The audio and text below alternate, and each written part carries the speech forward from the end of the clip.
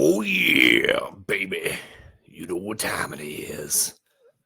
Just keep on reading, baby. Take it to the Matthews Bridge. Okay, here we go. I'm Drew, and I'm reading, and you found me on Reading with Drew.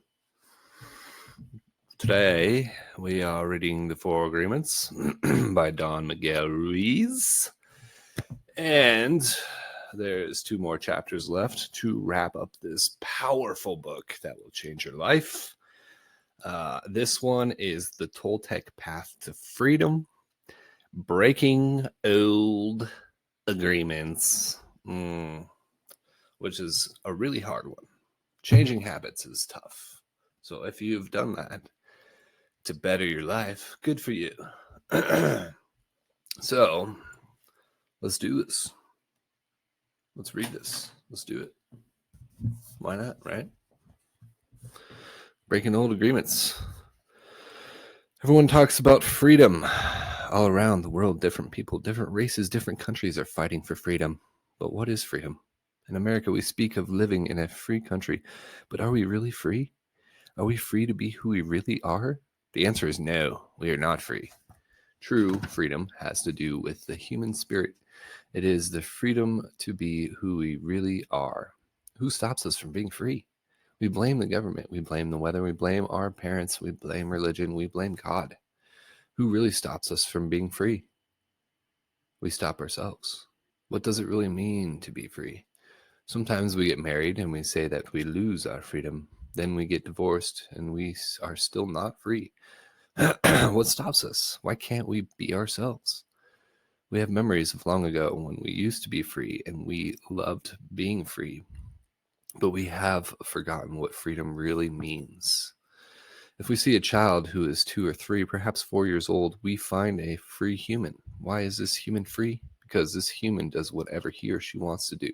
The human is completely wild, just like a flower, a tree, or an animal that has not been domesticated. Wild!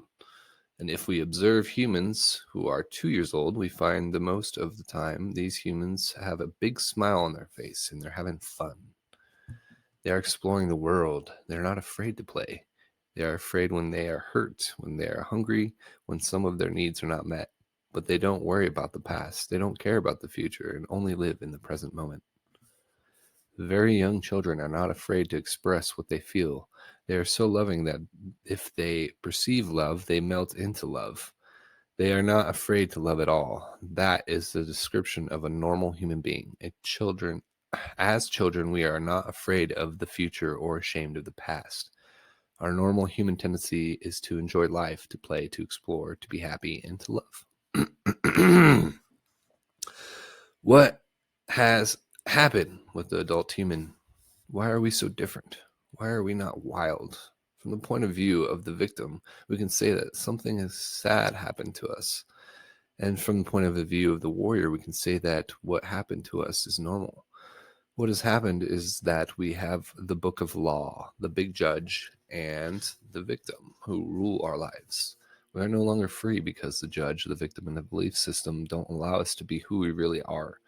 Once our minds have been programmed with all that garbage, we are no longer happy.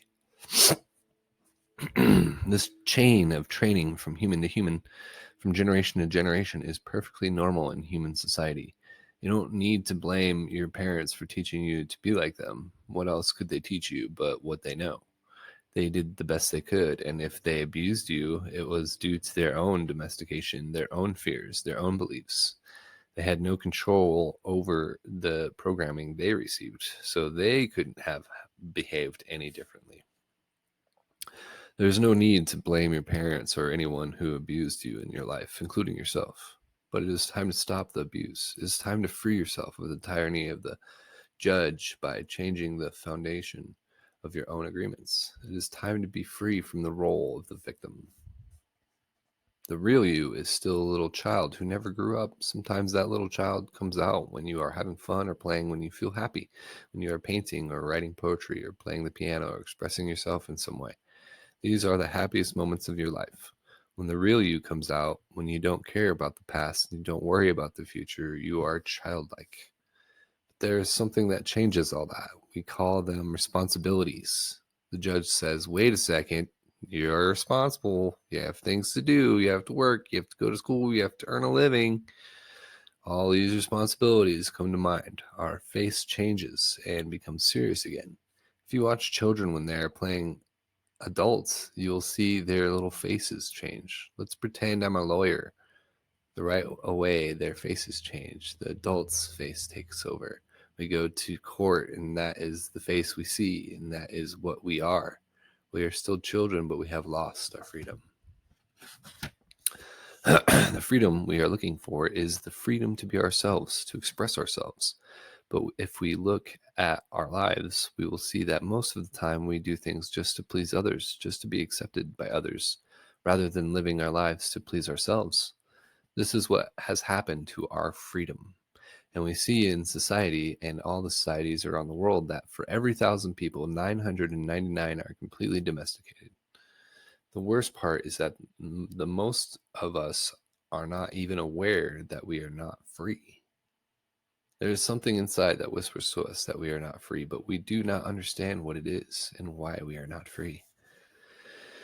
The problem with most people is that they live their lives and never discover that the judge and the victim rule their mind, and therefore they don't have a chance to be free. The first step toward personal freedom is awareness. We need to be aware that we are not free in order to be free. We need to be aware of what the problem is in order to solve the problem. Awareness is always the first step, because if you are not aware, there's nothing you can change. If you are not aware that your mind is full of wounds and emotional poison, you cannot begin to clean and heal the wounds, and you will continue to suffer. There is no reason to suffer. With awareness, you can rebel, and say, that is enough. You can look for a way to heal and transform your personal dream. The dream of the planet is just a dream. It is not even real. If you go into the dream and start challenging your beliefs, you will find that most of the beliefs that guided you into the wounded mind are not even true. You will find that you suffered all those years of drama for nothing. Why? Because the belief system that was put inside your mind is based on lies. That is why it is important for you to master your own dream. That is why the Toltecs became dream masters. Your life is the manifestation of your dream. It is an art, and you can change your life anytime if you aren't enjoying the dream. Dream masters create a masterpiece of life. They control the dream by making choices. Everything has consequences, and a dream master is aware of the consequences. To be Toltec is a way of life. It is a way of life where there are no leaders and no followers, where you have your own truth and live your own truth. A Toltec becomes wise, becomes wild, and becomes free again. There are 3 masteries that lead people to become Toltecs. First is the mastery of awareness. This is to be aware of who we really are with all the possibilities. The second is the mastery of transformation. How to change, how to be free of domestication. The third is the mastery of intent. Intent from the Toltec point of view is that part of life that makes transformation of energy possible. It is the one living being that seamlessly encompasses all energy, or what we call God. Intent is life itself. It is unconditional love. The mastery of intent is therefore the mastery of love. When we talk about the Toltec path to freedom, we find that they have an entire map for breaking free of domestication. They compare the judge, the victim, and the belief system to a parasite that invades the human mind. From the Toltec point of view, all humans who are domesticated are sick. They are sick because there is a parasite that controls the mind and controls the brain. The food for the parasite is the negative emotions that come from fear. If we look at the description of a parasite, we find that a parasite is a living being who lives off of other living beings, sucking their energy without any useful contribution in return, and hurting their host little by little. The judge, the victim, and the belief system fit this description very well. Together, they comprise a living being made of psychic or emotional energy, and that energy is alive. Of course, it is not material energy, but neither are emotions material energy. Our dreams are not material energy either, but we know they exist. One function of the brain is to transform material energy into emotional energy. Our brain is the factory of the emotions, and we have said that the main function of the mind is to dream. The Toltecs believe that the parasite, the judge, the victim, and the belief system has control of your mind. It controls your personal dream. A parasite dreams through your mind and lives its life through your body. It survives on the emotions that come from fear and thrives on drama and suffering. The freedom we seek is to use our mind and body to live our own life instead of the life of the belief system. When we discover that the mind is controlled by the judge and the victim and the real us is in the corner, we have just two choices. One choice is to keep living the way we are, to surrender to the judge and the victim, to keep living in the dream of the planet. The second choice is to do what we do as children when parents try to domesticate us. We can rebel and say, no! We can declare war against the parasite, a war against the judge, and a war against the victim, a war for our independence, a war for the right to use our own mind and our own brain. That is why in all the shamanic traditions in America, from Canada to Argentina, people call themselves warriors because they are in a war against the parasite in the mind. That is the real meaning of a warrior. The warrior is one who rebels against the invasion of the parasite. The warrior rebels and declares a war. But to be a warrior doesn't mean we always win the war. We may win or we may lose, but we always do our best, and at least we have a chance to be free again. Choosing this path gives us, at the very least, the dignity of rebellion and ensures that we will not be the helpless victim of our own whimsical emotions or the poisonous emotions of others. Even if we succumb to the enemy, the parasite, we will not be among those victims who will not fight back. At best, being a warrior gives us an opportunity to transcend the dream of the planet and to change our personal dream to a dream that we call heaven. Just like hell, heaven is a place that exists within our mind. It is a place of joy, a place where we are happy, where we are free to love and to be who we really are. We can reach heaven while we are alive. We don't have to wait until we die. God is always present, and the kingdom of heaven is everywhere. But first, we need to have the eyes and ears to see and hear that truth. We need to be free of the parasite. The parasite can be compared to a monster with 1,000 heads. Every head of the parasite is one of the fears that we have. If we want to be free, we have to destroy the parasite. One solution is to attack the parasite head by head, which means we face each of our fears one by one. This is a slow process, but it works. Every time we face one of the fears, we are a little more free. A second approach is to stop feeding the parasite. If we don't give the parasite any food, we kill the parasite by starvation. To do this, we have to gain control of our emotions. We have to refrain from feeling the emotions that come from fear. This is easy to say, but it is very difficult to do. It is difficult because the judge and the victim control our mind. A third solution is called the initiation of the dead. The initiation of the dead is found in many traditions and esoteric schools around the world. We find it in Egypt, India, Greece, and America. This is a symbolic death, which kills the parasite without harming our physical body. When we die, symbolically, the parasite has to die. This is faster than the first two solutions, but it is even more difficult to do. We need a great deal of courage to face the angel of death. We need to be very strong. Let's take a closer look at each of these solutions. The art of transformation, the dream of the second intention. We have learned that the dream you are living now is the result of the outside dream hooking your attention and feeding you all of your beliefs. The process of domestication can be called the dream of the first attention because it was how your attention was used for the first time to create the first dream of your life. One way to change your belief is to focus your attention on all those agreements and beliefs and change the agreements with yourself. In doing this, you are using your attention for the second time, thus creating the dream of the second attention, or the new dream. The difference is that you are no longer innocent.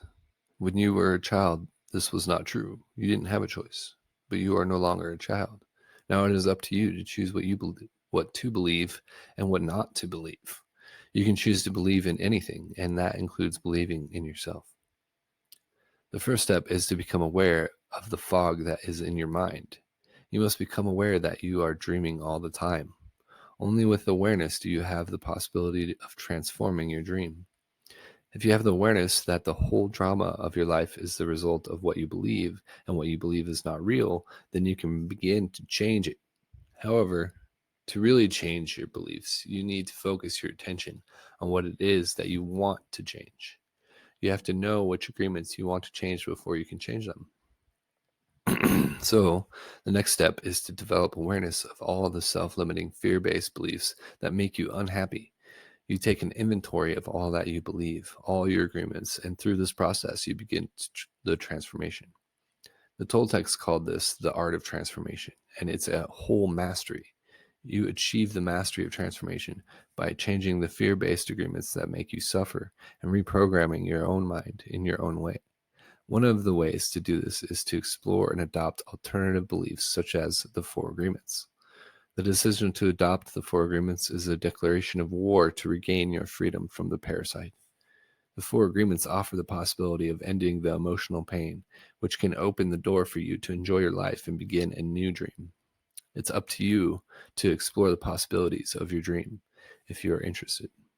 The Four Agreements were created to assist you in the art of transformation, to help you break the limiting agreements, gain more personal power, and become stronger. The stronger you get, the more agreements you can break until the moment comes when you make it to the core of all of those agreements. Going to the core of all of those agreements is what I call going into the desert. When you go into the desert, you meet your demons face to face. After coming out of the desert, all those demons become angels.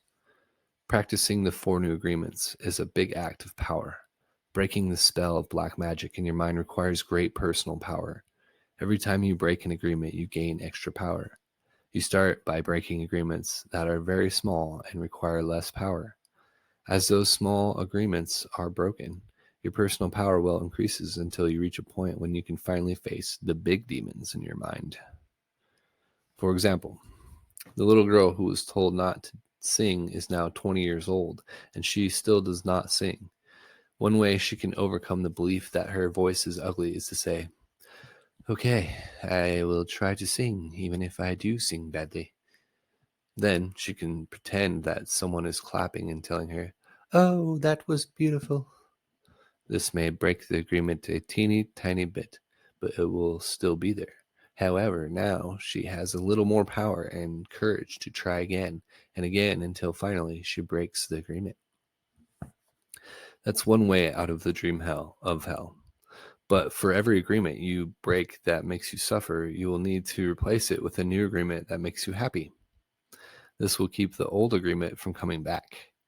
If you occupy the same space with a new agreement, then the old agreement is gone forever, and in its place is the new agreement. There are many strong beliefs in the mind that can make this process look hopeless. This is why you need to go step by step and be patient with yourself, because this is a slow process. The way you are living now is the result of many years of domestication. You cannot expect to break the domestication in one day. Breaking agreements is very difficult because we put the power of the word, which is the power of our will, into every agreement we have made. We need the same amount of power to change an agreement. We cannot change an agreement with less power than we used to make the agreement. And almost all our personal power is invested in keeping the agreements we have with ourselves. That's because our agreements are actually like a strong addiction. We are addicted to being the way we are. We are addicted to anger, jealousy, and self-pity. We are addicted to the beliefs that tell us, "I'm not good enough. I'm not intelligent enough. Why even try? Other people will do it because they're better than me." All of these old agreements which rule our dream of life are the result of repeating them over and over again.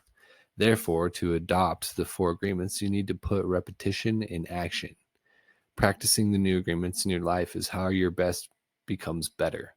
Repetition makes the master. Practice makes perfect. Okay, I'm going to do a little break, but it's good stuff. I didn't know he was going to break down more.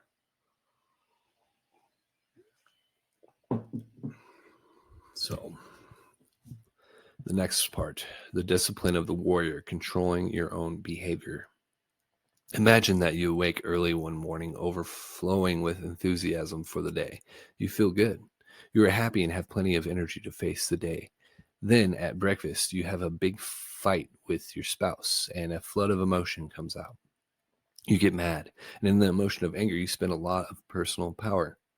After the fight, you feel drained and you just want to go and cry. In fact, you feel so tired that you go to your room, collapse, and try to recover. You spend the day wrapped up in your emotions. You have no energy to keep going, and you just want to walk away from everything. Every day we awake with a certain amount of mental, emotional, and physical energy that we spend throughout the day. If we allow our emotions to deplete our energy, we have no energy to change our lives or to give to others. The way you see the world will depend upon the emotions you are feeling. When you are angry, everything around you is wrong. Nothing is right. You blame everything, including the weather. Whether it's raining or the sun is shining, nothing pleases you. When you are sad, everything around you is sad and makes you cry. You see the trees and you feel sad. You see the rain and everything looks so sad. Perhaps you feel vulnerable and have a need to protect yourself because you don't know in what moment someone will attack you. You do not trust anything or anyone around you. This is because you see the world with the eyes of fear. Imagine that the human mind is the same as your skin. You can touch healthy skin and it feels wonderful. Your skin is made for perception and the sensation of touch is wonderful. Now imagine you have an injury and the skin gets cut and infected. If you touch the infected skin, it is going to hurt. So you try to cover and protect the skin. You will not enjoy being touched because it hurts. Now imagine that all humans have this skin disease. Nobody can touch each other because it is going to hurt. Everyone has wounds on their skin, so the infection is seen as normal. The pain is also considered normal. We believe we are supposed to be that way. Can you imagine how we would behave with each other if all the humans in the world had this skin disease? Of course, we would hardly ever hug each other because it would be too painful. So we would need to create a lot of distance between us.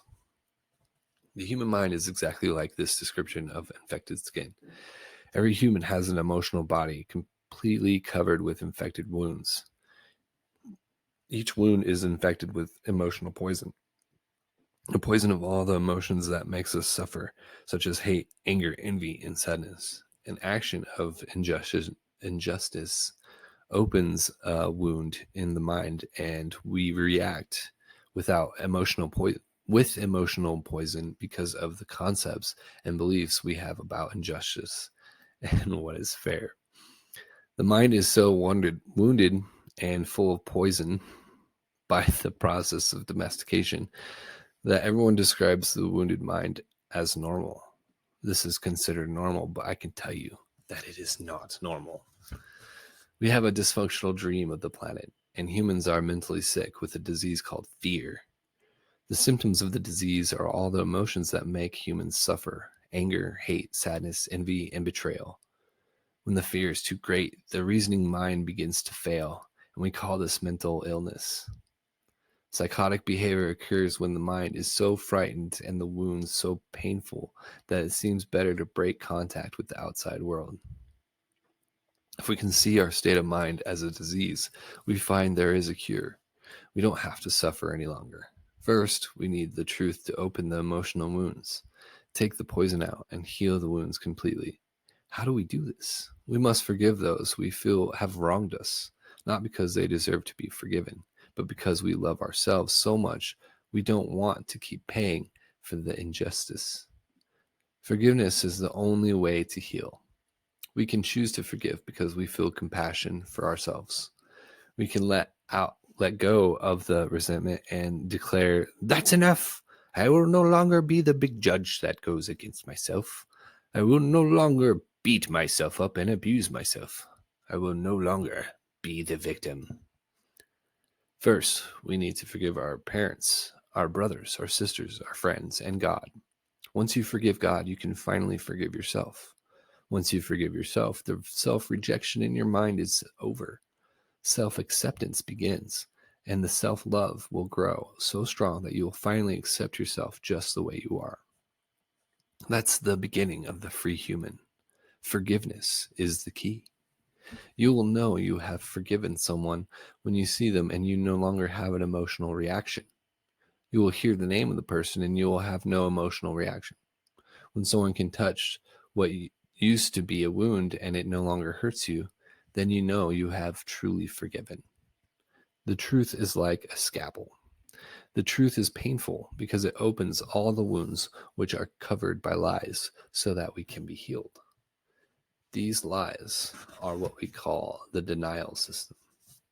It's a good thing we have the denial system because it allows us to cover our wounds and still function.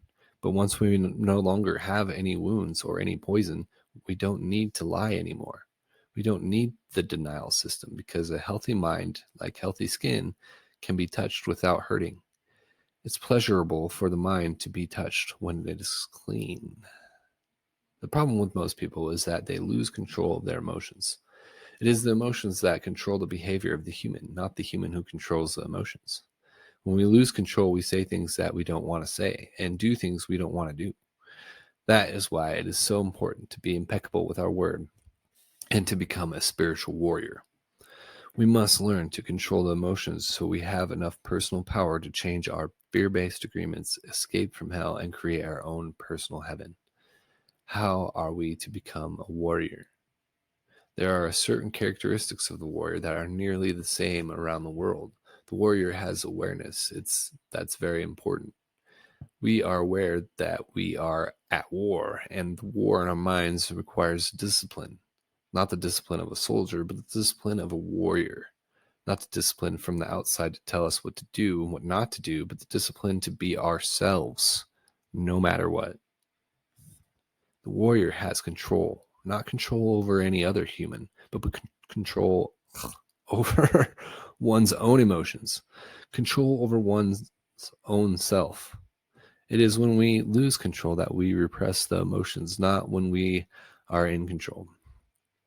The big difference between a warrior and a victim is that the victim represses and the warrior refrains. Victims repress because they're afraid to show the emotions, afraid to say what they want to say. To refrain is not the same thing as repression. To refrain is to hold the emotions and to express them in the right moment, not before, not later. That is why warriors are impeccable. They have complete control over their own emotions and therefore over their own behavior. Okay, and then the third part, the initiation of the dead, embracing the angel of death. The final way to attain personal freedom is to prepare ourselves for the initiation of the dead, to take death itself as our teacher. What the angel of death can teach us is how to be truly alive. We become aware that we can die at any moment. We have just the present to be alive. The truth is that we don't know if we are going to die tomorrow. Who knows? We have the idea that we have many years in the future, but do we? If we go to the hospital and the doctor tells us that we have 1 week to live, what are we going to do? As we have said before, we have two choices. One is to suffer because we're going to die and to tell everyone, oh, poor me, I'm going to die, and really create a huge drama. The other choice is to use every moment to be happy, to do what we really enjoy doing. If we only have 1 week to live, let's enjoy life. Let's be alive. We can say, I'm going to be myself. No longer am I going to run my life trying to please other people. No longer am I afraid of what they think about me. What do I care what others think if I'm going to die in 1 week? I'm going to be myself. The angel of death can teach us to live every day as if it is the last day of our lives, as if there may be no tomorrow. We can begin each day by saying, I am awake. I see the sun. I am going to give my gratitude to the sun and to everything and everyone because I am still alive. One more day to be myself. That is the way I see life. That is what the angel of death taught me. To be completely open, to know that there is nothing to be afraid of. And of course, I treat the people I love with love because this may be the last day that I can tell you how much I love you. I don't know if I'm going to see you again, so I don't want to fight with you. What if I had a big fight with you and I told you all those emotional poisons that I have against you and you die tomorrow? Oops, oh my God, the judge will get me so bad and I will feel so guilty for everything that I told you. I will even feel guilty for not telling you how much I love you. The love that makes me happy is the love that I can share with you. Why do I need to deny that I love you? It is not important if you love me back. I may die tomorrow or you may die tomorrow. What makes me happy now is to let you know how much I love you. You can live your life this way. By doing so, you prepare yourself for the initiation of death. What is going to happen in the initiation of death is that the old dream that you have in your mind is going to die forever. Yes, you are going to have memories of the parasite, of the judge, the victim, and what you used to believe, but the parasite will be dead. That is what is going to die in the initiation of death, the parasite. It is not easy to go for the initiation of death because the judge and the victim will fight with everything they have. They don't want to die, and we feel we are the ones who are going to die, and we are afraid of this death. When we live in the dream of the planet, it is as if we are dead. Whoever survives the initiation of the dead receives the most wonderful gift, the resurrection. To receive the resurrection is to arise from the dead, to be alive, to be ourselves again. The resurrection is to be like a child, to be wild and free, but with a difference. The difference is that we have freedom with wisdom instead of innocence. We are able to break our domestication, become free again, and heal our mind. We surrender to the angel of death, knowing that the parasite will die, and we will still be alive with a healthy mind and perfect reason. Then we are free to use our own mind and run our own life. That is what the Toltec way, the angel of the death, teaches us. The angel of death comes to us and says, you see, everything that exists here is mine. It is not yours. Your house, your spouse, your children, your car, your career, your money, everything is mine, and I can take it away when I want to. But for now, you can use it. If we surrender to the angel of death, we will be happy forever and ever. Why? Because the angel of death takes the past away in order to make it possible for life to continue. For every moment that is past, the angel of death keeps taking the part that is dead, and we keep living in the present. The parasite wants us to carry the past with us, and that makes it so heavy to be alive. When we try to live in the past, how can we enjoy the present? When we dream of the future, why must we carry the burden of the past? When are we going to live in the present? That is what the angel of death teaches us to do. Wow. All right. That was that section. Man, this book is so powerful. Like just reading it, I'm like, wow. Holy crap. So that was a pretty long one. There's a lot to digest there. So yeah, I don't even know where to begin. So breaking the old agreements, there's 3 ways to do it, and he breaks it down on which one you want to try to do. And of course, it's stuff that's not gonna happen right away, but I just wanted to see what the first one was again. Where is it?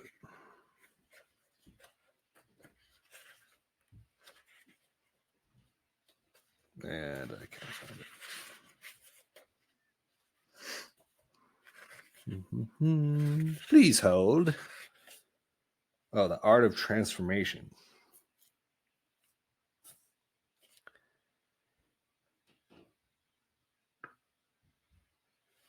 So that one's like this slowly kind of rewiring your brain and transforming using the 4 agreements.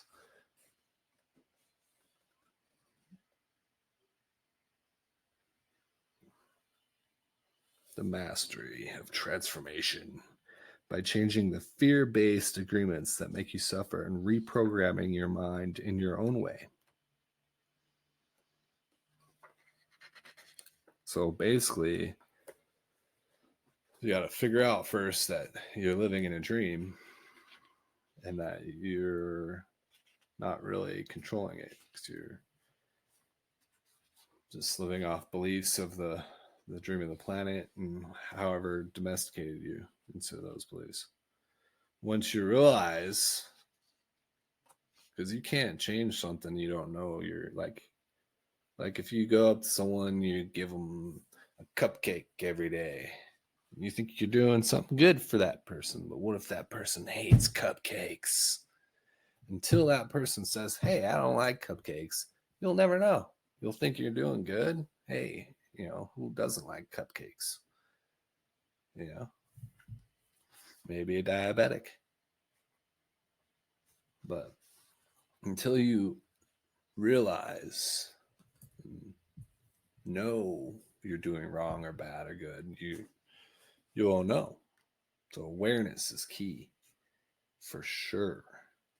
And then the second one was the discipline of the warrior, controlling your own behavior. And that one had to do with lots with emotions. And that's a really, really hard one, especially for me.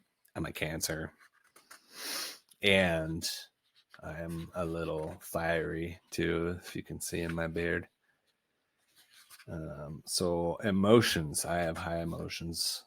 And it's, although I am, of course, it's always an improvement that I try to work on it. But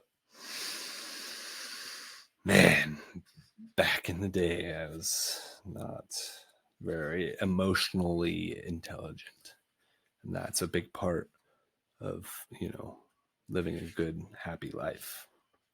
If you get angry, upset, and it just rules your whole day, that's not good, So then the third part was the initiation of the dead. And I think that one resonates with me the most because it's so the most impactful.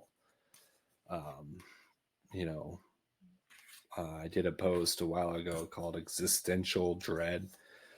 Just knowing that you're going to die, but making it dreadful is what makes it negative.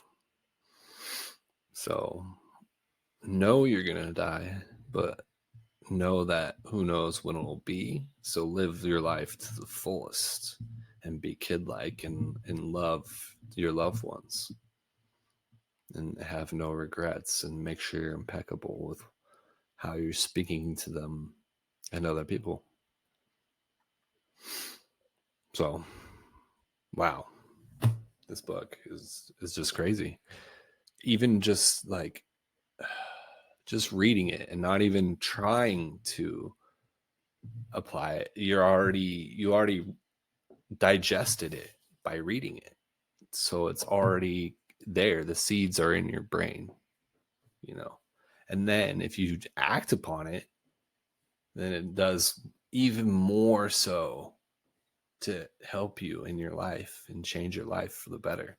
This book is just crazy positive. And I feel like I don't want to say this because I don't want to step on any toes or anything, but I feel like, that's how religion should be. It should be loving and kind and impeccable with our word and all that stuff. Like there's so much negativity in religion and so much like fear behind it. And it shouldn't be like that. It should be love and joy, being a good person. I feel like so. Yeah, I don't know, man. This book it's so deep. It's hard to like talk about it. You can't just like take the whole big thing and break it down. And I'm trying my best, but overall, yeah, it's a lot of self-discipline to do these agreements. It's tough. I've been trying more since I've been reading this book, and it's almost like a default switch where like I just default back to old agreements. Like I do good for a little bit and then it's just like default. But I guess that's where consistency and practice and repetition, just keep trying, keep doing good every day, try to work on it. And then eventually you won't default. That, or maybe like a big thing I took out of that is to replace a bad thing with something else that's good. And I think maybe that's why I struggle with my habits so much, is I'm trying to just destroy this bad habit and that's it. When instead I should destroy it and try to replace it with something else to take that place.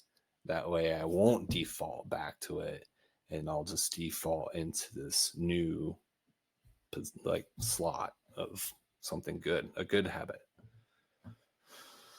Oh man, I got homework. Okay, so yes, man, the 4 agreements. Holy crap! Sorry, this is a long one. It's just so much. It's so deep, and it's so good too. Like I encourage whoever watching this, or go out and try to be impeccable with your word. Try to not make assumptions.